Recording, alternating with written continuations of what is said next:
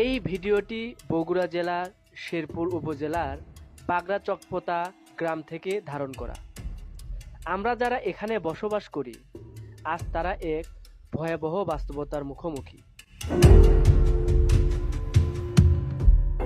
আমাদের বাড়ির একেবারে পাশে অবস্থিত একটি আলালের মিল বা কারখানা থেকে প্রতিদিন বিপুল পরিমাণে কালো ধোঁয়া ও ছাই এবং বিকট শব্দ বের হচ্ছে।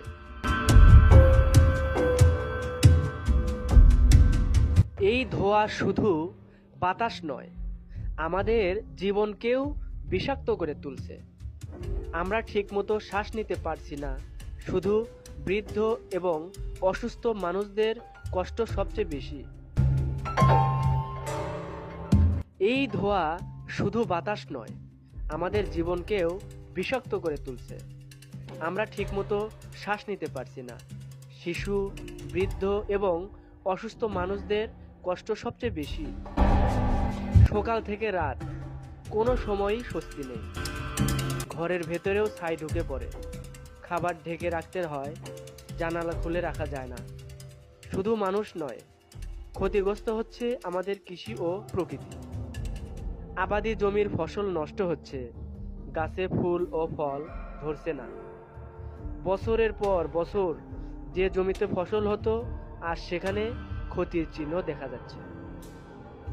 আমরা উন্নয়নের বিরুদ্ধে নয়, কিন্তু উন্নয়নের নামে যদি মানুষের স্বাস্থ্য, পরিবেশ আর ভবিষ্যৎ ধ্বংস হয়, তাহলে সেটা কোনোভাবেই গ্রহণযোগ্য নয়।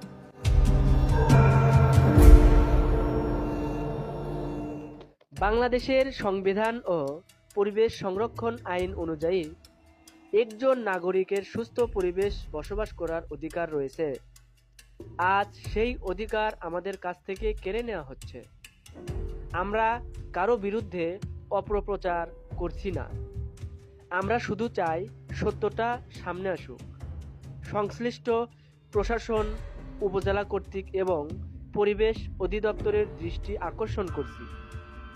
দয়া করে এই বিষয়টি দ্রুত সরেজমিনে তদন্ত করুন এবং আইন অনুযায়ী প্রয়োজনীয় ব্যবস্থা গ্রহণ করুন। আমরা চাই পরিবেশ বাঁচুক, মানুষ বাঁচুক এবং এই এলাকার মানুষ যেন স্বাভাবিকভাবে বাঁচতে পারে। এতটুকুই আমাদের দাবি।